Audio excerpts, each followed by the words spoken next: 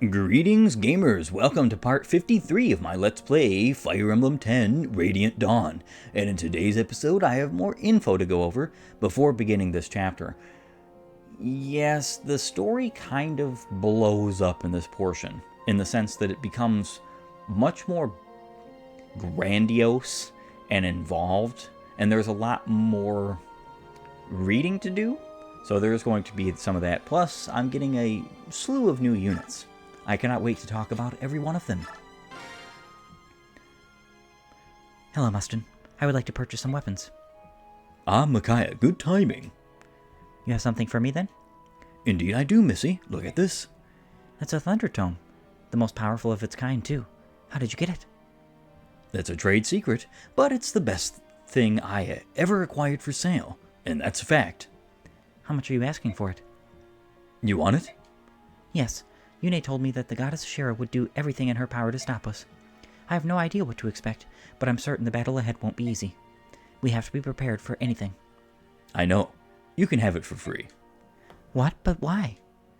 It's not like we have any other customers. Everyone else has been turned to stone. Listen, Micaiah, I still have hope. We have your goddess and an army of heroes on our side. I believe in you. All of you. You'll put the world right again. I'm sure of it. I believe that too. Thank you, Mustin. With your tome in my hand and your hope in my heart, I'm sure we'll succeed. Good luck, Maiden of Dawn. Well, thank you, Mustin. There is absolutely no reason why you should be still alive, and not turned to stone. Because you're not exactly like a war-bound fighter, nor were you in that building, so... Some real interesting story points, wouldn't you say? Oh, yeah. I'm confused. Is something wrong, General Skrimmer? Here, look at this. It's a Satori sign. What about it? I found a patch of ground that was emitting light, so I started digging. This was what I found. Oh, so that's it. You buried it.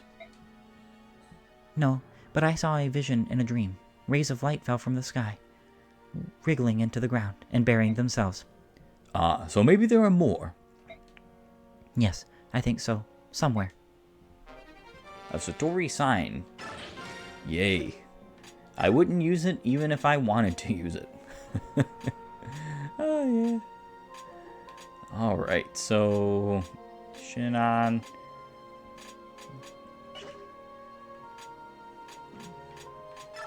Skills. A lot of units, a lot of folks have skills that need to be removed permanently. In fact, I think I'm going to have to do all that off-screen because it's going to take me quite a while to fully set up my party. I will see you all in just a few. It is time to resume the festivities. First and foremost, I'm going to be using a Master Crown on both Sigrun and Tanith. I only have 2 Master Crowns at this current moment. It doesn't particularly matter though because I don't have anybody else I need to promote. And these 2 are good candidates for promotion just for the sake of being able to help my team. Because the Silver Army, just as the Dawn Brigade in previous chapters, has pretty much the most difficulty in this game. And that is never untrue. So I gave them some reasonable weapons, some healing, so on and so forth. Micaiah, Soth, Leanne, Har, Sigrun, Skrimmer, though he does need actually a bunch of healing items himself. Now, I'm only using Skrimmer in the sense that he is... I might as well use him. Just because of the fact that Skrimmer himself, I'm going to give him Smite as well, is basically force deployed for the Silver Army, as well as Sigrun is, so it's just for the better to use them if you can for just a little bit, some help, even if it's just rescue drop help, because these 2 can do that for somebody like Micaiah, or somebody else. It doesn't even matter. It doesn't have to be Micaiah. So technically, one thing I am considering doing is getting rid of Savior and giving him something else, but I'm not entirely sure what I would give him in that retrospect. Leanne being the Huron for this party is truly unfortunate because her stats are so incredibly terrible that there is pretty much nothing that can't either one-shot or definitely two-shot her in this point in the game. So you have to be extremely careful with her, and it's kind of a bit of a shame. So when it comes to Micaiah, she only has 6 more levels to go. She is very, very likely to get them on just staff utility alone, especially if you're using Paragon. I do have Discipline as well. Frankly, you're going to need to get some KOs at some point with Micaiah using her wonderful light magic tomes. You don't have to worry about that now, though. She'll have plenty of opportunity. Plenty. I would stick to using her as a staff bot for pretty much the foreseeable future. One thing that's interesting is that your convoy has been increased to 300 max because of the fact that I have 3 separate armies, so 100 apiece, and the convoys are shared. So there's a lot of things that I have that I would like to give to other units that I took off of these units, as well as there's a lot of things that these units could have from other units. I completely disarmed all of the wonderful, amazing Dawn Brigade. They will never be used again in this Let's Play. And the reason why is just because they are unfortunately terrible. Even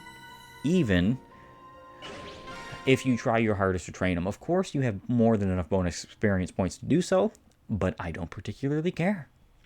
Soth, wake everyone, and have them gather at the square. Enemies are on the way. Alright, I'm on it. Lady Micaiah, has the enemy arrived already? Not yet, but they're coming, I'm sure of it. I can't smell troops or weapons. How can you be certain? I don't know who they are, or their exact numbers, but the enemy army is massive. I know it sounds strange, but I swear it's true. You must believe me. No one doubts your gift, Micaiah. I will not ignore the words of one who has spoken with the voice of a goddess. Oh. Micaiah, looks like you were right. We have guests.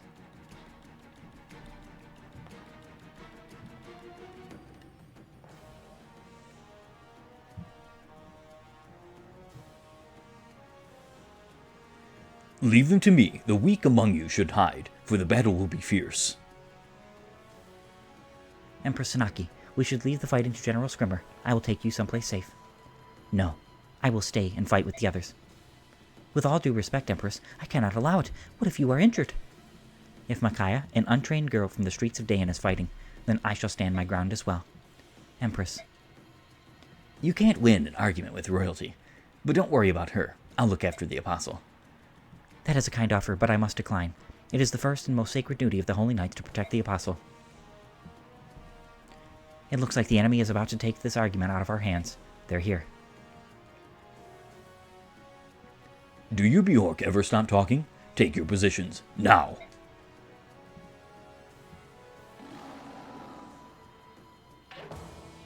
Okay, choosing units.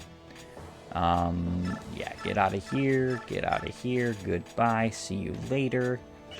Reposition, of course. You can go here. Again, like I said, the wonderful, amazing Sigrun and Tanith are only here basically as stopgaps. But I think this is perfect. I'm going to go ahead and save. And fight. Here are the minions of the Dark God. Go forth, disciples, and deliver the holy judgment of the goddess. Destroy them. You, all of you, you are all Begnion citizens. I'm so relieved you are all safe. Sanaki, be careful. I don't know that they're going to be pleased to see you. What do you... Minions of the Dark God, we are the disciples of Order, led by Blessed Lord Lacane. We have been charged by the goddess Ashur to cleanse your taint from the world. Death to the tainted souls, let none escape. Empress Sanaki, please stay back. These traitors must have sided with the Senate during the coup. Apostle Sanaki is a fraud. Any apostle who defies the edicts of the goddess is an enemy to the people. What? No, Silence, betrayers of the Empire. How dare you accuse the Empress? Treason can only be punished by death. Interesting thoughts, interesting thoughts. Yes, so I have a billion, and I mean a billion, well, maybe not that many new units to talk about in this particular episode, but I do have 3 to speak of, and those would happen to be Scrimmer, Naysala, and Sanaki. So, Scrimmer here, he is a lion, a very ferocious lion. He only has an S rank in Strike. As you saw previously, he does come with Resolve and Provoke, which, are pretty good skills, especially because he has so little resistance, and there are so many times during this game where he would be a perfect candidate for being attacked by Provoke. It'll get him to Resolve range very quick. The problem is that even when he's in Resolve, he has such little speed, especially untransformed, that he won't avoid anything else. Do be careful on that matter. I gave him Smite because he's probably the best candidate of such in this party. Now, he does have some interesting growths.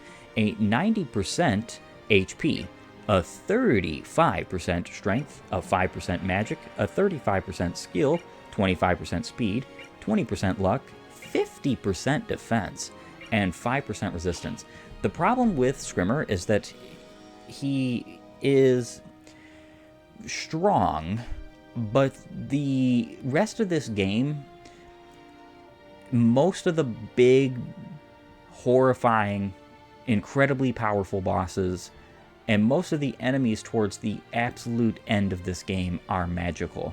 And because he has no 1-2 range, he's going to struggle. There is a lot of issue with the Legu's units in this game, and most of it has to do with the game's design more so than the Legu's units. Though, I do think that Scrimmer is a great stopgap to be used, just like Tanith and Sigrun, in this part, just for the sake of whatever you need him for. And it could be really anything, just literally anything. One thing I do like doing with him is I like having him go in front of a unit such as this, whereas he can't be attacked by anybody else, and then I will have him just take a few hits, get into Resolve, and transform. So I usually use Olivigrass on the very first turn with him. But next we have Sanaki. Sanaki is an Empress, a very powerful magic-wielding unit. She is 3rd tier, even though, yes, she only has a base HP of 28. This is actually very reminiscent of the HP that a magical unit would have, even pre-promoted, in Thracia. I actually like this. Now, for Thracia, it's a balancing factor, because staff-wielding units are the most powerful units in the game, bar none. Even more powerful than the combative units, because you can just put enemies to sleep and they're just done. Or you can warp out of any situation, or rewarp, or so on and so forth. You don't have that luxury here. So really, her utility is just her great and powerful magical damage. She comes with Cymbeline, which is the ultimate fire magic. It is preferential to Sanaki. 13 might, 95 hit, 10 crit. I do believe Rex Flame is 14 might, so it's the only actual fire magic that is stronger than her Cymbeline. This is something that I gladly will use up. The problem is that because it weighs only 5, it is a perfect thing to use with Sanaki in the early game, because Sanaki has very little strength. She's going to be weighed down by 3 from this. She only has 20 attack speed because of this tome. Now, she does come with Arc Wind and Arc Thunder, as well as an Elixir. And her class mastery skill, which is Flare, can nullify an opponent's resistance and restore HP equal to the damage dealt, high-level mages. So this makes resistance 0, you do exact damage. So she would do 46 damage to anything and just heal that entire amount, which is insane. Flare and Soul are the most powerful and greatest masteries in this game, in my humble opinion, because they're just so good. If you notice something, she does not have staff rank, and she cannot get staff rank. She has light rank instead. So she's an Archsage without staves. This makes her incredibly less useful concerning utility, but she's still a good combative unit once trained, especially because she has some pretty decent growth rates, 70% HP, 40% strength, which is wild, but she kind of needs it because most of the tomes in this game weigh a lot, and I don't care what anybody tells you. Reducing weight by strength in these games is important, especially for units like Sanaki, because most tomes weigh a whole lot more than her Cymbeline. So 40% in strength growth, right? A 60% in magic, a 60% skill, only a 35% speed, a 55% luck, a 30% defense, and a 50% resistance. She's very well built, as if she is a pseudo clone of Micaiah in her growth rates, as well as the fact that she actually has pretty phenomenal bases. 33 magic, 32 luck, 28 resistance. For a magical unit, these are nuts. She caps out at 40 for all three of those. So that's something to look forward to. Now, do recall that Scrimmer does double all of these wonderful numbers, except for luck upon transformation. So he actually becomes quite the powerhouse. Now, Nesala, the Raven King. He is my favorite Legoos in this game, bar none.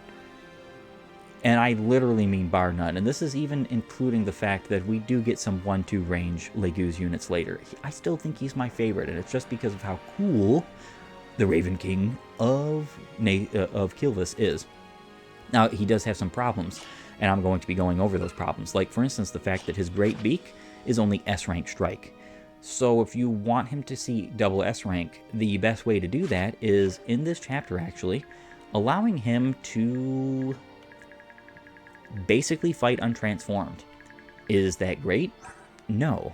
Does it work? It can, especially because he has an exceptional amount of avoid, even untransformed. And if you see his bases, you can pretty well see why.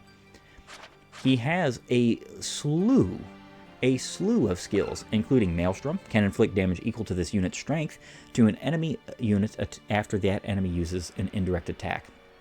These skills are all speed proc base, I'm pretty sure, and wildly. He has 25 max speed untransformed. That means he has a amazing 50 speed upon transforming at cap. This is incredible because there is nobody else in the game who can he cannot double. Nobody. There's just it's amazing. I love it. It's one of the reasons why I love him, because he has some interesting qualities. He has Vantage, of course. Form Shift allows this unit to transform at any time. The unit will stay transformed until choosing to revert forms. This is a royal Legoos thing. All the royal Legoos are way better than all the non-royals just because of this. And of course he comes with Tear. Can inflict damage at triple strength and have enemy speed for 1 turn. Hilarious, but I don't even understand why it would have speed. The side functions of masteries are just kind of pointless. So he has a 40% HP growth, a 45% strength, a 15% magic, a 30% skill, a 45% speed, a 55% luck, a 15% defense, and a 35% resistance. The resistance growth being much higher than his defense growth is actually very good for the sake of the end game of Radiant Dawn. So do keep that in mind.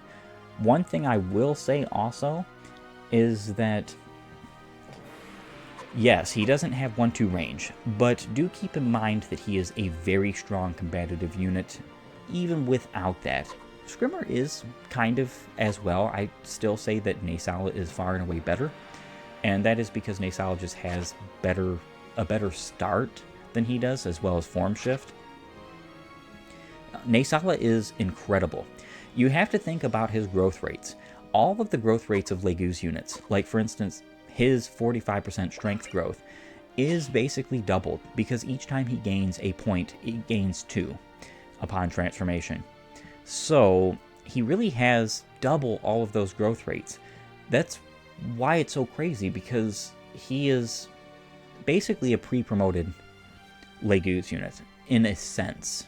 And being a Legoos Royal, and he still has better growth rates than pretty much every Legoos that came before him in the game. He has 13 levels to grow, and what's interesting is he actually has his class mastery 3 levels before he could seriously use a Satori sign. I like that. I find that interesting. one of the few things that makes me just say, wow, you know, Naysala's cool for many different reasons. He is a unit that I almost always use. Now, whether or not I use him in this playthrough permanently will depend mostly upon if I have the room for him. So I did give Soth all the rest of his levels, so 9 levels. And the reason why I did that is because it guaranteed that he was going to max his speed. And Soth has a low enough growth rate in that it's not likely he would max his speed normally. And I want him to have max speed. So, with that being said, it is time to start the fight. Silencer. Good old Shinon. Attacking well. Destroying enemies. So, Naysala, if I'm going to use him, the best thing to do is to allow him to attack with his untransformed form. The problem is that oftentimes that causes him to be a dead duck in the water. You don't necessarily want that. At least I don't. I am going to do that for a time. And let's see, Har. You can move here. Sigron, you can move here. You two can move here. And then I'm just going to wait with you 3 in the back, because I don't really need to do anything with them at this current moment. One thing I will very clearly try to make mention of here is you have to be careful of, let's see, sleep. There are going to be reinforcements in all of the Part 4 chapters that are going to be very unexpected, because what happens is that they're warped in by masses.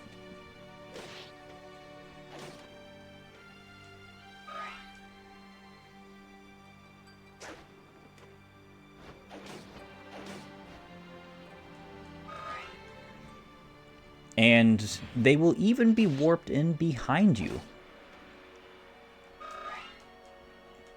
which is not exactly a good thing. And I particularly mean in this chapter as well, they will be warped in pretty much right next to where Micaiah is sitting.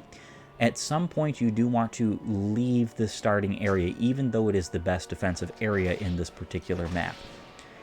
And that's just, it makes sense why that would be the case. There are some interesting items in this chapter hidden. Particularly, there's 2 coins. On the Japanese exclusive version, there's a Master Seal, or a Master Crown, which is actually kind of crazy. I don't understand why there's so many Japanese exclusive Master Crowns in this game, but there is. And there's also an Arm Scroll. I do intend on getting the Arm Scroll, because I do have some units in mind that might necessarily need it. And, as you can see, the warping has begun. The Arm Scroll is here. Almost all of the chapters in this part have bosses with brave weapons or powerful things of that nature. All the enemies are using very powerful weaponry for the most part. They're all very well endowed with good stats. They're considered basically in between 2nd and 3rd tier. All the enemies are, particularly. And you have to be very careful, because you can be easily overwhelmed, especially if you do not have what I would call... Okay, we're going to mend you up. Good party synergy. Be mindful of that as well. Alright, so is there anybody who can 1-2 range here? No.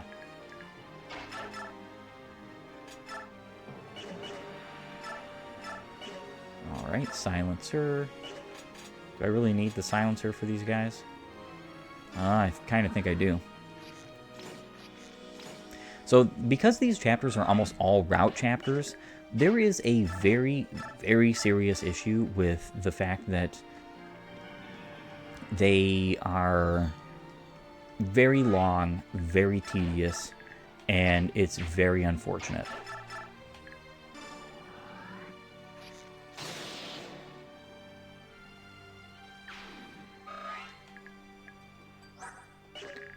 right.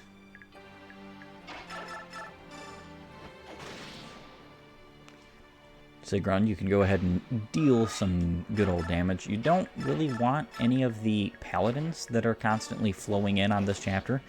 For good reason, by the way. They're flowing in because Micaiah needs some experience points, right? My Micaiah doesn't technically, but this is a good chapter to train Micaiah in because of such. You don't want any of the continually flowing in paladins to attack and fight Nesama, because then they can just get out of the way, and then you can have a situation where he is bombarded.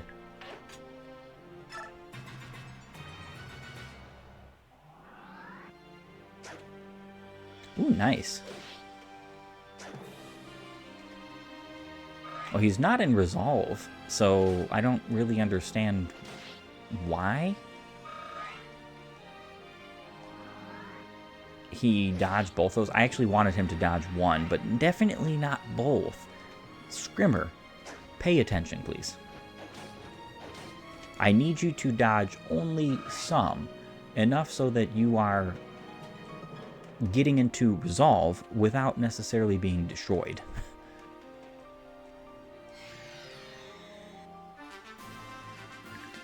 All right. Nesala. Yeah, this is... It is a long grind, if you will.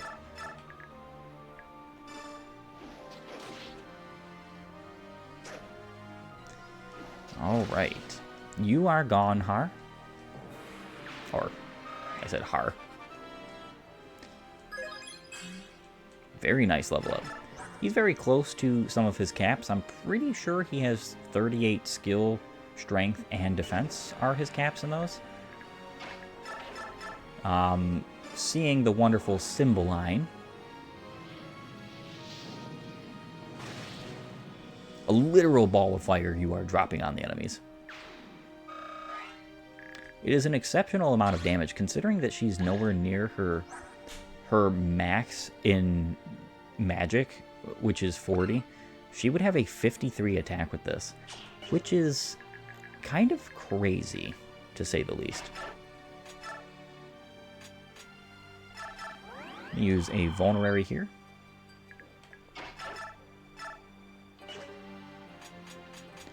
Killer bow. Very nice. So Shinon and Scrimmer are going to basically take out this whole squadron of enemies once he transforms, and especially because he's going to be resolved at that point.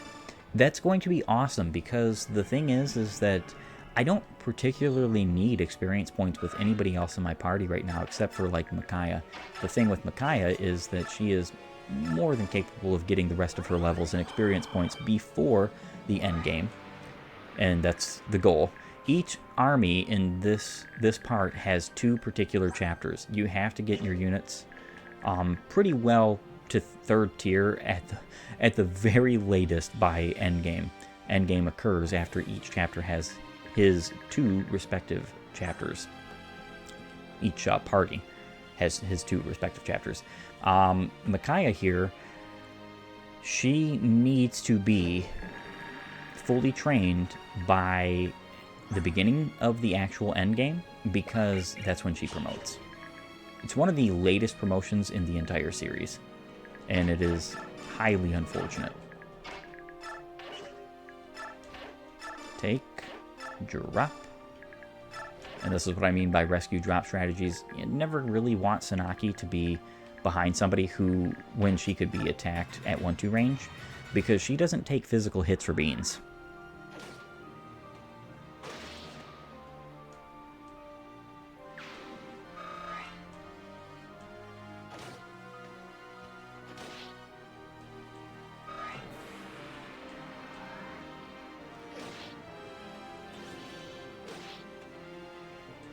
Alright, so now Scrimmer is ready to transform. Good level up, very good. Luckily I'm not using you, or I would be kind of a little bit bummed about that. And Sigrun procs stun. So my goal with this part is that I want to turn the animations back on at a certain point during the end game. It will not be during part 4 until that part in the end game. A fateful encounter, if you will. Very nice. Har is always doing a fantastic job. Very soon from this point, I'm going to be using Har to basically transform and fly over and start taking out whole hordes of enemies. It's one of the many reasons why I gave him a couple of hand axes. He is going to have quite the task ahead of him for this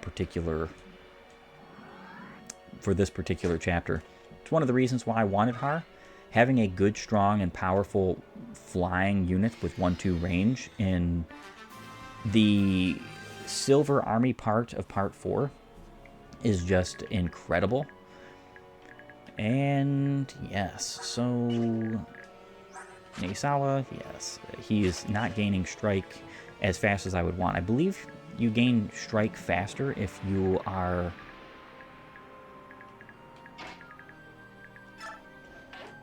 KOing. I'm going to go ahead and KO you.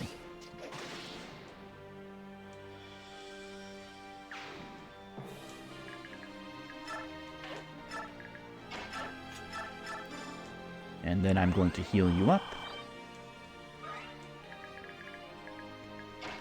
I am finally going to shift.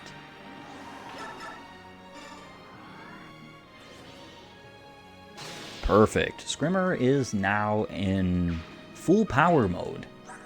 So he's going to basically have 39 speed right now, as well as 42 skill, because of his wonderful resolve. This is when Scrimmer is most powerful. It doesn't particularly matter as much that resolve is not as powerful in this game. And the reason why I say that is because it doesn't really need to be. Resolve, just buffing skill and speed, though it is nowhere near as good as Path of Radiance, it is still fantastic.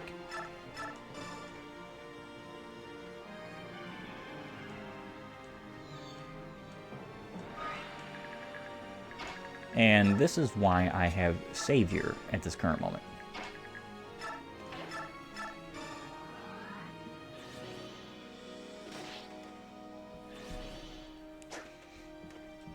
If Scrimmer takes any damage, I will probably use like a good old vulnerary on him. He's probably a very good candidate for using stuff like herbs.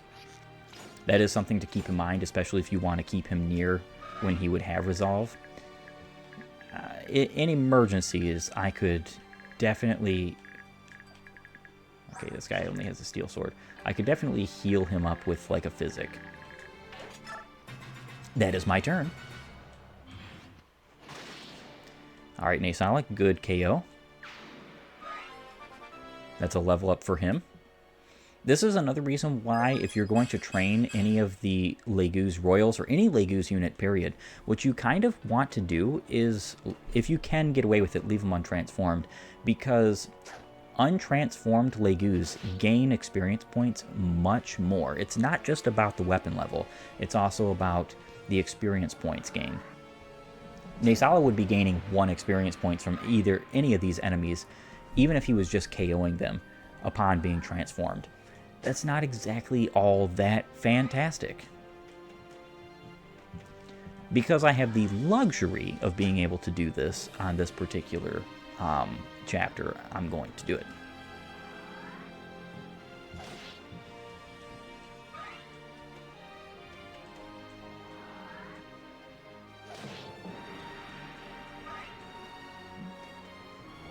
Yeah, so very unfortunately, having Shinon not have a 1-2 range weapon is giving me a little bit of issues right now. It's not that big a deal because it's saving gauge on Scrimmer, technically. But what I'm going to be doing is pulling Shinon back just a little bit. Not a lot. I'm going to be putting the crossbow on him and the Equar next to that, and allowing Scrimmer to just take on these guys in full force.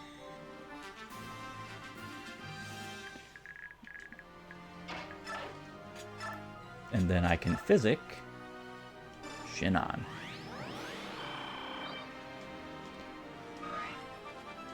And that's level 15 for Micaiah. At least she got speed. I do think that that's probably some of the best of a level she could get, especially considering that her cap on HP is very near close. Her cap on luck is, I mean, she's going to get her luck capped. There's just no question about that. She has an 80% growth in that. So, with that being said, however, I think this is a perfect and wonderful opportunity for me to bid my farewells to all of you. I want to thank you for joining me. If you like my content, please upvote and follow, or like and subscribe depending on your platform. And while you're at it, have a great and glorious day gaming.